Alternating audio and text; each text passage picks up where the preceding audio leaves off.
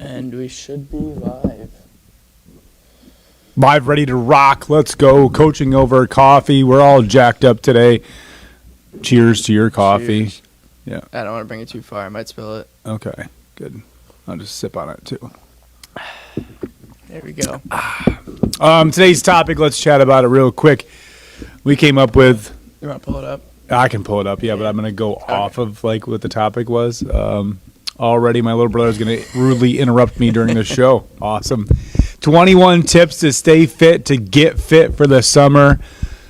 Warm weather is right around the corner. That means we can't hide in snowsuits anymore. Just about crunch time for a lot of people. Crunch time. So they would like to say. Yeah. So we came up with a list of 21 things that we think, from our experience will help you kind of get in shape, stay in shape, but not necessarily be the miracle cure, but kind of get you a little bit of momentum. Yeah, it puts you in the right direction, gets you set up Yeah. for a successful summer. Yeah. Let's get right into it there. Joshua Patrick, Danica's brother. Oh, jeez. All right. Number 1. Create a caloric deficit. So something I think we've talked about, there's a multitude of calculators online. I think those are super good to plug in. You put your height, your weight, your activity levels. They have a range of things too. So it's like, if you work out 3 to 4 times a week, you have an extensive job too. It'll give you a good rough estimate, because I think a lot of people tend to, honestly, the struggle is under eating or overeating. Yeah. Because everybody thinks that, okay, obviously eat less, but people really undervalue calories and the energy that it gives you. Sure. So, you hear all the time, oh yeah, I eat probably 1,200 calories a day. My jaw drops. I'm like, how do you survive? Function? Yep. Yeah. All the time. So that's a good basis to use. We don't like to play with numbers too much, because for a lot of people, I think it becomes a mental game. Yeah. And of course, you don't want it to be just another chore. I think it's overwhelming to calculate it too. I think sometimes when you're going out to dinner someplace that's not on MyFitnessPal or something, Yeah. and you can't be perfect about it, I think that type of personality struggles. Yeah. But I also think there's a lot of misinformation. A lot of people don't understand. Everybody knows what BMI is, but nobody Yeah. knows what the BMR is. Yeah. So Josh is talking about that calculator that'll calculate how many calories every single day you need to eat just to maintain your current body weight. Yep. So what we mean is, by being in a deficit, is just taking that number and being below it. So if you think about it, you gained weight because you ate in a surplus of that number, of Yeah. that BMR. And then if you lose weight, it's because you're eating in that deficit. Yep. So I think we'll go more extensively about that, but it's just making sure that you're under that number, and it's for a longer duration of time. Yeah. It's not just a day. Yep. Yep. You can't say, well, I ate salad and chicken yesterday, I should lose weight tomorrow. Yeah, exactly. Because then, it is a day-to-day process. But, you got to think long-term even, because now you could break it up into, your weekly total. Because, of course, fun fact, 3,500 calories is equal to a pound, right? So, of course, like over a week, you want to be in that 3,500 calorie deficit, and obviously don't want to get too technical. But It's 500 calories a day. So if you Yes. take a number, and let's just do quick, easy math. 2,000 calories. You want to be eating about 500 calories less a day. Yep. 500 times 7 is 3,500. That's 1 pound of fat, not including water. Yep. That's the most sustainable way. So don't think like I got to lose 5 pounds every single week. It doesn't work like that. Yep. That was my scolding voice. And then I think people also, you have to realize, like, your BMR, total daily energy expenditure, that takes into account, like, your breathing, you're blinking, your heart rate, like little things like that. That's what keeps your body functioning. So you need to provide your body with adequate energy regularly. Yeah. Second one, make sure you're eating a lot of protein. There you go. Functionality of protein, we all know it. Or if you don't know it, let's learn you today. It's to build and repair muscle. Yep. Don't think, especially, I won't use a gender, but if we eat a lot of protein, we lift weights, resistance train, don't think that you're just going to get big and jacked. Yep. More protein, the leaner your body is, the less fat you have, the faster your metabolism actually is too. But people don't understand that. So, let's label what a protein is. chicken, steak, Yeah, fish, there you meat, go. Lean proteins, turkey. dairy. Yep. Nuts have a good source of protein. I think tofu if you don't Yeah. eat meat. Yeah, they have a bunch of substitutes nowadays too. Yeah. But that probably leads into another one that we'll get into. Yeah, synthetic protein. I don't know. I'm not a big fan of it. Some Yeah. people's guts can't take it. Yeah. But I think protein, if you're looking at it, you're trying to do about 1 gram per pound of body weight on Yeah. average, especially if you're active. Athletes, maybe a little bit more just because you're burning more. But I Protein's think good because it's protein's- super filling too. Will keep you feeling satiated for a bit longer. Something I know, like I do, honestly, base my meals kind of around it, Mhm. and plus that helps. So you're not eating the same thing every single meal. Yeah. It's like, okay, breakfast, have some eggs. Okay, what do you want around it? Lunch, have some chicken. What do you want around it? It helps you differentiate it. So again, it's doesn't not get into that boring chore. for you. Yeah. Yeah. It then doesn't become a job. Yeah. I mean, here's my thing too, and I want to ask you this question. I do hear a lot of people saying, oh, this whole eating clean takes a lot of planning. How do you feel about that? It's up to the person. I mean, it's because there's obviously just as many, let's say, excuses for it. There's so Ooh, many good. reasons behind it too. It doesn't have to be boring. It's what you decide to do with it.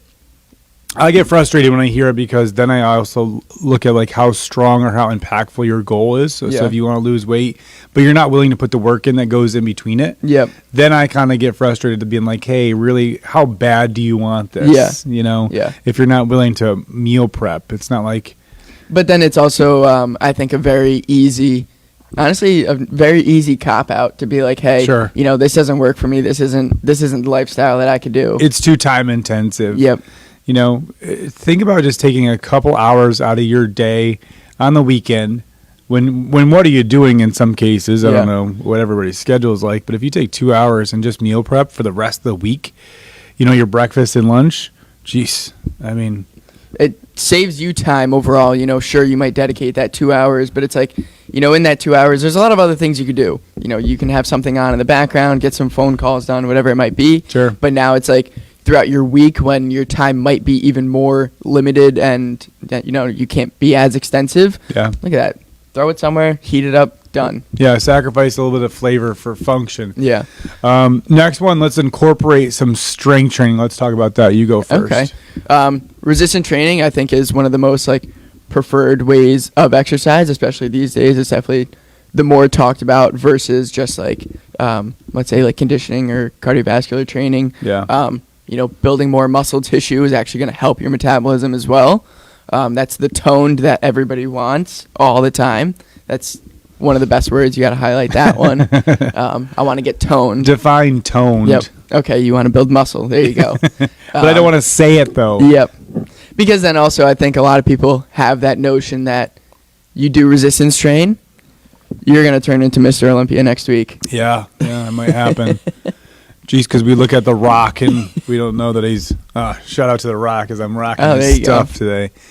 We look at his cheat meals. He's got a stack of pancakes. He's got 37 strips of bacon hanging from his ears. That's like the video you showed me the other day. What was it, 2 cinnamon buns? A breakfast sandwich, Yep. sausage. Yeah, probably like 1,800 calories right there.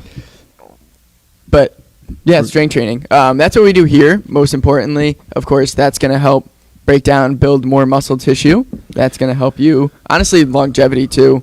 That plays a huge part in your body.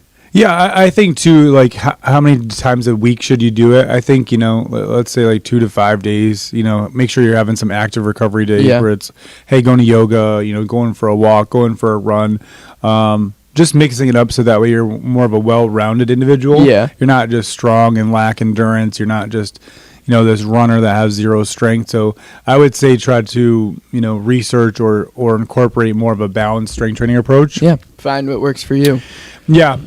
Next one, just increase your daily lifestyle activity. And those are simple little things. Park farther away, take the stairs, go for a walk during your lunch break. Yep. Set a step goal. I know, that's a big thing that we do here with some people is just like, hey, I want to do 10,000 steps a day. Yeah.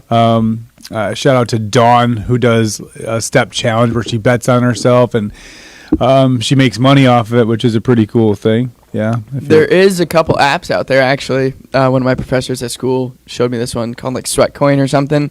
You have it on your phone all the time. Tracks your steps. Obviously, whatever. You hit, let's say, 100,000 steps, and actually there's no time limit on it. But, you start to get like gift cards and stuff for that. Yeah, so again, it's just like another motivation or incentive to do something. Yeah, and it's easy these days, especially with our phones, with our watches, just to kind of monitor it, but be conscious of it too. Yeah. Instead of going home, being done with work, eating dinner, and then sitting on the couch, well, maybe you start, doing some cleaning. Yeah. Maybe you start going, rake your yard, even though there's no leaves out there. But do something active where you're just moving your body and you're not just being sedentary. I think that's a little tip that most people, undervalue. Definitely, 100%. And then even, you go out to dinner, you have dinner after your meals, set aside 10, 15 minutes to walk. If that is after a meal, could be 5 minutes, get a quick lap around the block. One, that's just going to help with your digestive system, kind of help keep everything moving. But then we did a team challenge back in January where we, 1 week sporadically, just decided to get everybody to count their steps. Sure. What happened in place of that?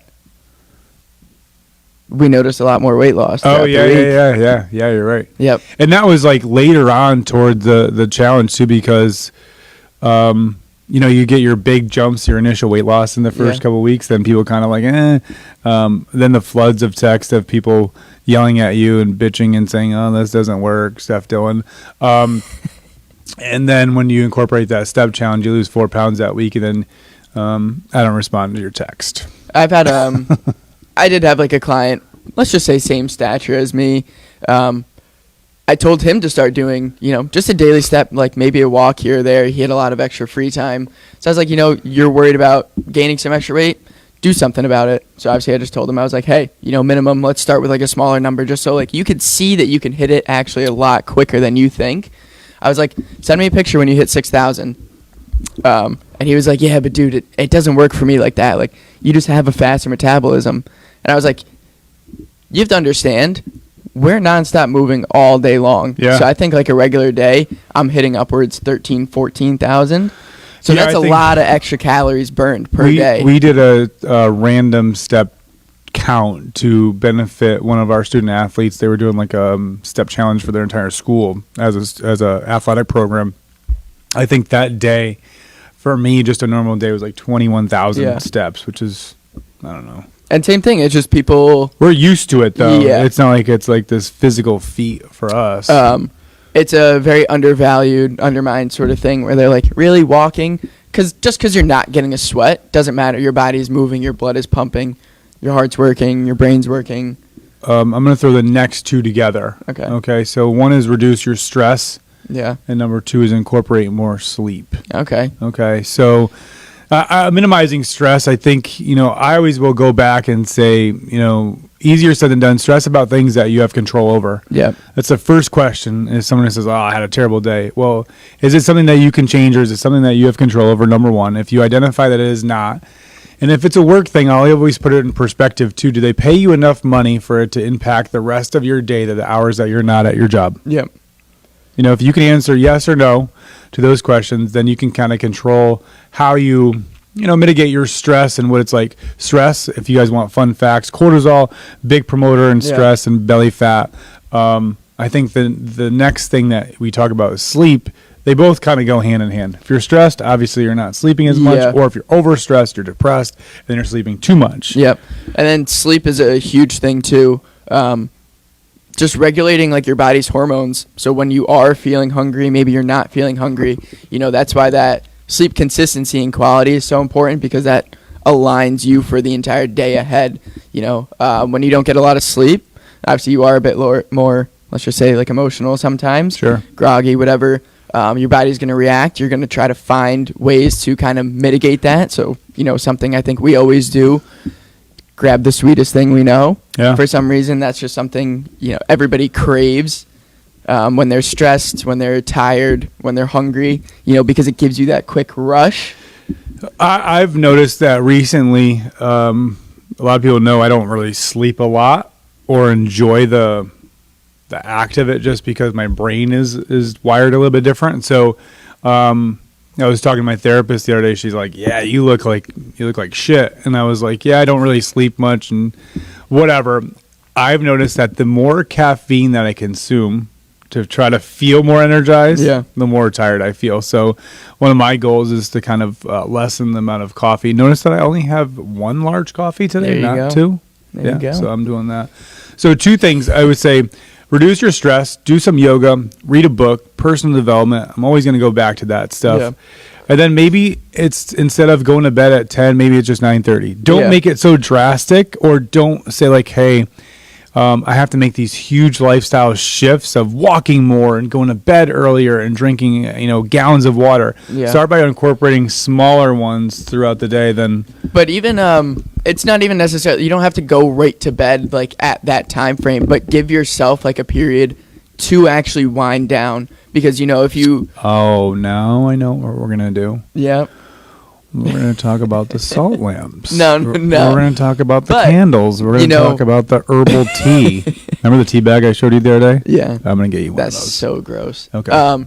But, some people do have hectic jobs. Sometimes if you're a restaurant worker, to go from such a high to immediately trying to go. Oh, I think I hit that too hard. Yeah. Immediately to go from such a stressful environment to trying to immediately go to bed, that's not going to help you that well. You're not going to give your body that time to adjust. Like, you need that second to really breathe, shift your mindset to be like, okay, this is my time to kind of relax. It's maybe taking that shower, or even going for a late night walk. Take your dogs for a walk just to kind of decompress. I think that's a big thing too.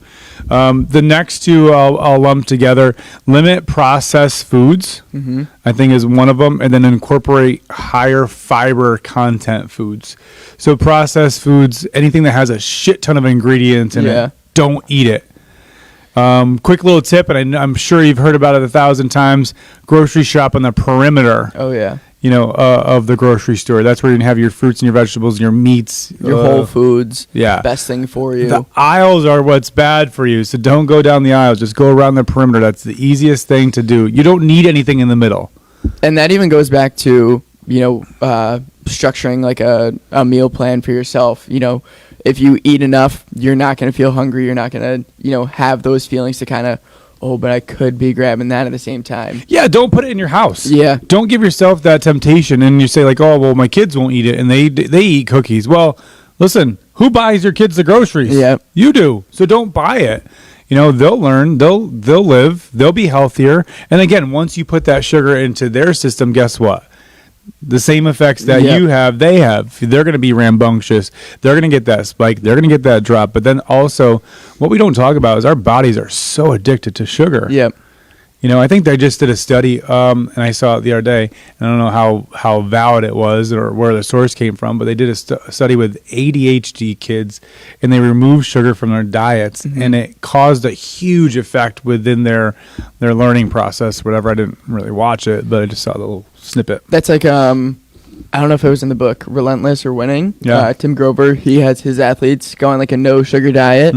I remember reading that book. I tried it out. Granted, like, I was eating a lot of like fruits, so you have sugars in there, but obviously, again, not processed, not added sugars or anything like that. You go a little crazy. It feels like you're chomping at the bit. Yeah, it was tough. Not gonna lie, you could definitely feel a difference for a little bit, but you obviously got to go a ways with it too. Higher fiber foods, like your leafy greens, sweet potatoes are higher in fiber. That's just to keep you regular. Yep. Helps the digestive system. What else? Fiber.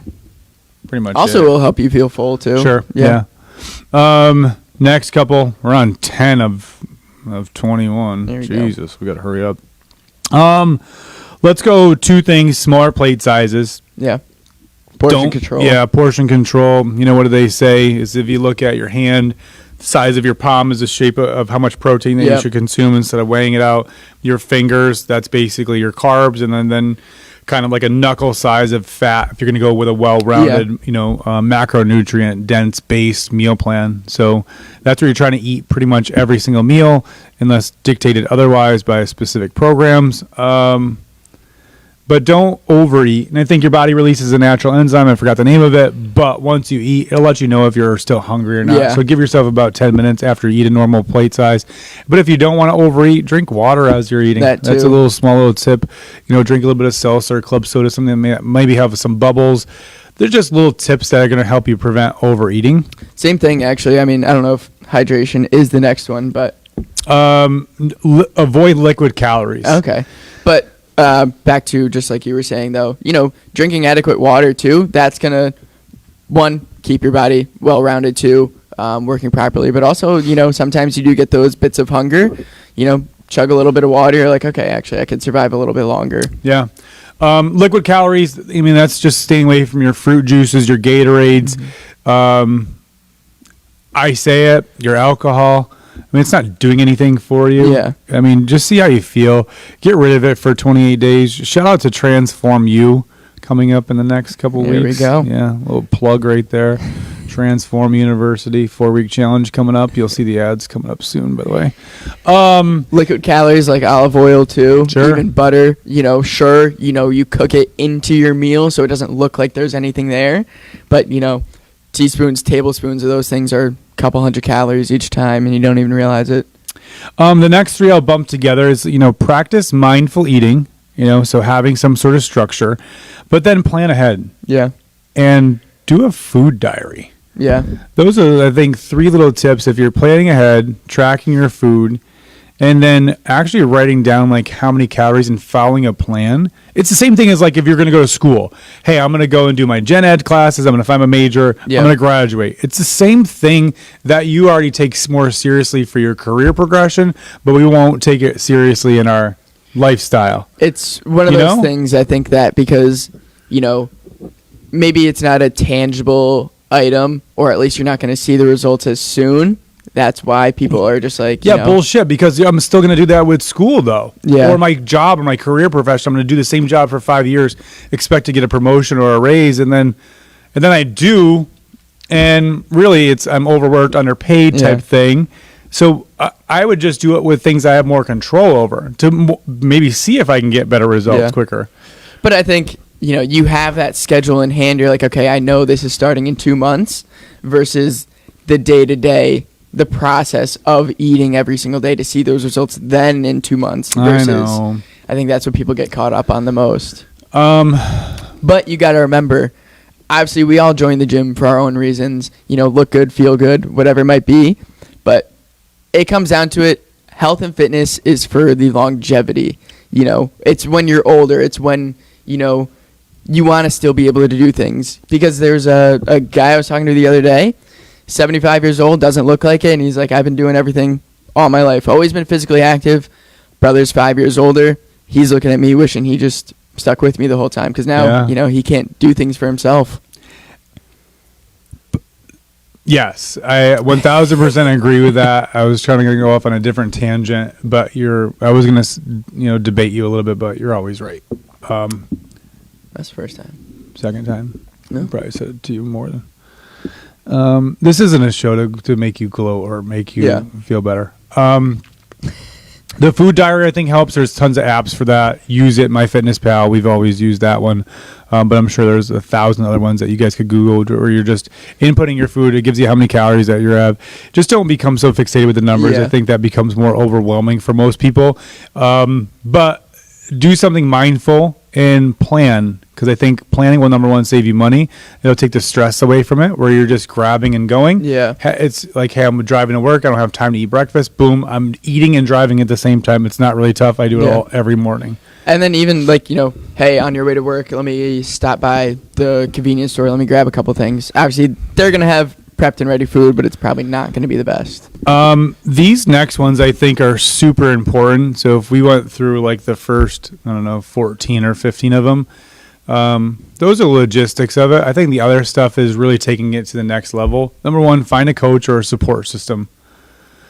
Find a coach, you go to school to learn from somebody. It's their profession. They teach you. Yep. This is our job. This is what we do. It's what we've experimented. This is what we went to school for. But coaches need coaches too. Yeah. I mean, shit. I hired a bunch of different coaches throughout the course of my time to figure out what's going to hold me accountable, what's going to work for me, so that way I can share and train other people with the same kind of methodology. But the support system, I think, is huge. Definitely. If you have people that are like-minded, that are going to hold you accountable, they're not going to give you the quick little cop-out, hey, great job today, how come you weren't here yesterday type thing. I think find yourself that type of community, whether that's at the Y, whether that's at some other place. I always will promote other places, not just say come in here. Yeah. Maybe it's a cousin, maybe it's a friend, a relative, a coworker, maybe it's a spouse, maybe it's a child of yours. But find somebody that you can share the experience with, because sometimes it's really hard to do it by yourself. Yeah, definitely. And then, of course, obviously, you want people that are just about like-minded too, because you obviously support is the biggest thing. You don't want to have somebody that's there to be like, yeah, but I mean, like, you've been doing it for so long. Why don't you take the day off? Those people that I don't want to say set you up for failure, but think about support system too as we talk about it. And I'm looking at all these cars parked in the parking lot. Everybody doing the Ragnar race today. Yep. Shout out to all 11 of you, minus me. I was the 12th. Little setback, couldn't make it. I apologize. But I mean, look at everybody out in the vans, 2 vans, six and 5 people, everybody rooting each other on. Yep. I think that's a cool experience. So shout out to you guys for stepping up, running 200 miles divided by 11 people. Whew. Jeez. Out in Cape Cod. Bring home the gold, everyone. Bring home the gold. Hopefully they got some nice weather today. Be consistent. Be patient, and don't rely on quick fixes. Those were 3 that I just lumped together. There we go. So first one, be consistent. Yep. Don't do it Monday, Wednesday, Saturday. Do it every day. Yep. I think efforts compounded over the course of time will give you larger results rather than sporadic stuff. Be patient. That's got to be one of the biggest ones. I think it's the most important thing. I say patiently persistent. I'll use those 2 words, where you're not waiting for it to happen, but you're not expecting it to happen overnight. Yeah. Think about it. If you've gained 20 pounds, it's not fair for you to say, oh, I'm going to lose 20 pounds, in a week or 2, because it took you 4 months, 2 years to gain that extra 20 pounds of COVID or whatever that we're going to hang our hat on. I was going to go off on a point. Same thing. Yeah. You have people every single day that, like you said, have your chicken and rice one night. You think you're going to lose 5 pounds. I think it's also understanding there is a big stigma around a lot of things. Maybe stigma might not be the right word. But yeah, like the quick fixes, abs in 60 seconds. You have to understand. By the way, doing crunches all the time is not going to give you a 6-pack. We'll just talk about that. Yeah. Being more consistent with your nutrition. If you think about it, let's just get this out of the way. There is clay. And if we want to mold the clay into a sculpture, we have to take some of the clay away, right? Yep. We have to add it. So if we're sculpting something out and we have to remove it, crunches aren't going to necessarily just give me a 6-pack. It's your nutrition. It's being in that caloric deficit where we're trying to get rid of some of that clay to see what's underneath it. So if you really, really, really are married to the idea where I have to have a flat stomach, especially for summer, focus on your nutrition. Yep. Nutrition is going to be the biggest thing. And I say it, we might not have an exact number for it, but to put it into perspective, your diet, your nutrition, your recovery is going to be 3/4 of your fitness journey. I say 90%. There you go. Yeah. Just that emphasizes how important it is compared to anything else. Don't rely on quick fixes. Don't go fad diet, chicken soup diet. I always go back to that one because that one seems the funnest. Egg diet. I've heard, nutrition plans where people just eat hard-boiled eggs. Cookie diet. Don't do what's quick, what's easy just because it's quick and easy. It's not worthwhile. It's not sustainable. We do like 4-week challenges. Our biggest thing is I'll always say, like, this isn't a thing that's going to get you where you want to be. It's going to develop healthy habits and routines to get you where you want to be. But don't say like, oh my God, in 28 days I'm going to lose 28 pounds, because that's not going to happen. And you know what? I'll be flat out honest and say you don't deserve it if it happens like that, because you didn't earn it. That's a big That's thing like saying, dude, I'm going to go to school for 28 days and get a degree. Yeah. Well, that's not worthwhile for me. No. Be patient. It takes time. Don't be a perfectionist. Don't be mad if you didn't hit your macros to every single degree, for every single number, every single day. That's not how it works. And it's okay if you didn't lose weight one week, right? Yeah, definitely. I know we talked about it I yesterday. was going to say, we definitely mentioned it the other day. Some weeks are going to be better than others, and it's okay. Like you said to me, you're doing it for longevity purposes, for every single week that you don't lose weight. But what happens for all the weeks that you do? Yeah. What are you doing in your body? What are we talking about the insides? I'll never forget Anthony Sparrow. I don't know if he watches the show or not, but I think one of his first weeks or first few months he came in, he's like, dude, I don't know if I lost any weight, but my doctor was so happy with my blood work. Yeah. So happy with my blood work. And I got that text and I was like, that's what it's all about. And I wish Yep. so many people would get jacked up about those type of things, because that's what's going to keep them around the longest. But Yeah. like you said, we don't see that. Yep. It's not tangible. So be patient. What else do I got? Incorporate cardiovascular. Sign up That's for always good. 5Ks, go for Yep. walks, get a bike out. What else? Get your heart rate up. That's Yeah. it. Maybe get a little sweat going. Take I your think dogs for a jog. Make them sweat, make them work. What else? There's plenty of things. I mean, nowadays you don't see it as much, but, your bike, not with the motors, actually pedal. Yeah, I hate those things, by the way. Was it last year, summer camp? I went off on a huge tangent. Yeah. Well, because we saw like 4 or 5 a day every single day. I think we were training for a marathon, and in the bike path, I would see the electric bikes, Yeah. and they would go by us, and they're smoking cigarettes as they were doing it. So that's exactly it. Yeah, puffing on a heater, and I'm going downhill on a motorized bike as we're huffing and puffing, running 17 miles. But they'll also probably be the first one to say, why am I getting this weight? I bike every day. Yeah, right. Last one is, and then we'll kind of go off on little tangents. Be kind to yourself. Yeah. Don't beat yourself up. Understand that your path is different than everybody else's. You're going to get there one way or another. Well, will you? Will you? If your why is strong enough, you will. If there's will, there's a way. Yeah. That's What all makes I'm one person different than the other person? I think, it's not a mental thing. I look at some people. I got 2 people that I just come out right off the rip. We got one lady that just hit 50 pounds weight loss since December. You got Chris, who's down almost 70 pounds. Shout out to Chris.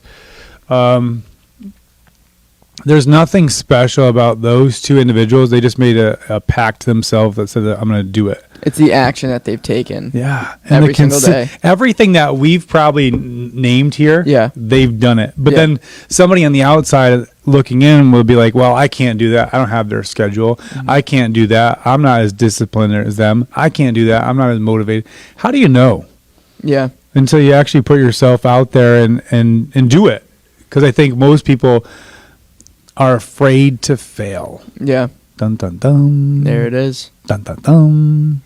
And I think the other thing is, as something new approaches, obviously you kind of get that fear where, we mistake being uncomfortable for sometimes just being incapable. Like Ooh. sometimes, you have something new that comes in. You're scared because you've never done it before. Dropped So a nugget right you there, go. by the way. You're scared. You've never done it before. You don't know how it's going to go, whether that is like changing your schedule. Maybe you do need to take a little bit of extra time for yourself. It's something out of the ordinary. You just feel like you can't do it because you've never done it.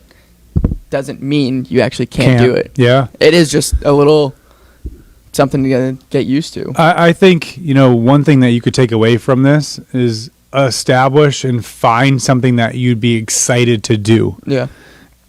And it's not saying it has to be a weight loss or a pant size. Nope. Just maybe, hey, I want to be consistent with something 5 days this week. It doesn't have to be Monday through Friday, because I think that's where everybody kind of falls off the wagon. Yeah. I'm super good Monday through Friday, then I eat like a bad person. I almost said 2 words. I went 2 in my brain, but then I changed it. Yeah, and then so many people fall off the wagon on Saturday and Sunday and give themselves that leniency and get frustrated because the scale doesn't move or their body composition doesn't move.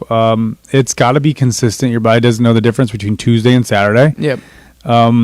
Just just find something that you are excited about, not what somebody else tells you. Yeah. You know, if your friends are running 5Ks and that jacks them up, but it doesn't jack you up, then go find something to do. Yeah. Go do a Spartan race, or go to yoga class 5 days a week and see how that impacts your life or your stress, or go read a book. Go finish a book. Yeah. Nothing like Harry Potter or whatever, something goblins and goblins, or freaking murder mysteries, or things like that. Do something that's going to benefit you and your brain. Also, like, obviously, today more than ever, we are so connected more than we think. Ooh, good so, you one know, here. just because it might not be the community that you're in, you know, you have these online, like, blog posts of people going through, whether that's the same experience or how they got through a certain experience that you might be thinking about, what worked for them, new ideas. Like you said, it doesn't, you know, if it's not a 5K, it doesn't have to be a 5K. It could be finishing a book or something,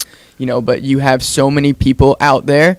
We're in a world of, 8 billion people now, probably even more. Yeah, but as connected as we are, on the flip side, I think we're over connected, meaning we're going to go and look at Instagram and Facebook and scroll for hours on end. And if you don't believe me, your phone is going to tell you every Sunday how much up and down that you are, whether you like it or not. You know, so don't say that you have time, but you're on Instagram 3.5 hours a day. Yeah. Because that's what it tells you that you are. You know, where you can go for a walk or go do something, but then also the social pressures of you having to look and feel and dress like other people on social media. I think that kind of outweighs or adds to that stress that's going to make you fearful of trying. I said trying. Fearful of doing something new. Fearful of failing, possibly. Any last comments, questions, thoughts, concerns? I keep getting text. Shout us out at the Ragnar. You guys are doing great. Awesome job, everybody at the Ragnar. There you go. Keep going. Shout out everybody on the Ragnar. Keep going. You guys are great. I love you guys. What else? One foot in front of the other. That's it. In an expedited fashion. Obviously, I need to stop saying obviously. Oh, I was actually going to comment on that today and say that you haven't even said it once until you did right there. I said it previously before, and I caught it, and that's when I was like, shit. We are coaches. We are trainers. We try to provide as much value as we can, so don't be afraid to reach out, ask questions. You know, that's exactly what our job is here for. We want to help you. And I think that gets overlooked too, because we get more out of helping than the monetary amount displays for us in our bank accounts. Yeah. So it's not like we're trying to, you know, go build this lavish house with Lamborghinis and we're in that profession. Yeah. We actually are like, we talk about all the time, like how cool it is to celebrate certain feats that other people have. Yeah. Like shout out to everybody doing the Ragnar. We're really proud of them today. No, seriously, you guys are doing great. But yeah, I think that's a thing for us, is that we really like to help. Don't think that you're bothering us. There's no dumb question. Our phones are always attached to our watches and whatever. Sometimes, you know, we might get caught up and our response time might be limited, at least on my end. But I think lean on us. Yeah. You know, lean on me. There you go. And I'll be notice that Josh and I, too, as we end this show right now, are sitting a little bit farther away from each other today. Usually, Sally, our producer, makes us kind of like sit on top of each other. Our knees are rubbing together. So this is very comforting right now. I actually enjoyed this podcast with you today. Thank you. Likewise. Do the final little spiel about YouTube and all that stuff, too. Coaching over coffee. There's a point, too. The point. There you go. So it's emphasized. The Gym 518 YouTube channel. We are looking to live stream off of YouTube, so we need X amount of subscribers to do so. So like, comment, subscribe. You know, honestly, it's not like you have to be on it every single day. You click a button, that's it. Dunzo. Done. That's it. Could be out of sight, out of mind if you need. But if you want, all our previous episodes will be updated and uploaded there, so you can watch those. Whichever one you want, pick and choose. Go to a previous one that maybe you liked more than another. Get that reiteration. Remember what it was about. Yeah. Thanks for everybody for watching Coaching Over Coffee as Coaching we Over Coffee. point to you and emphasize that our show is over. That's it. Have a great rest of your day. Enjoy your weekend. Shout out to the Ragnar Racers.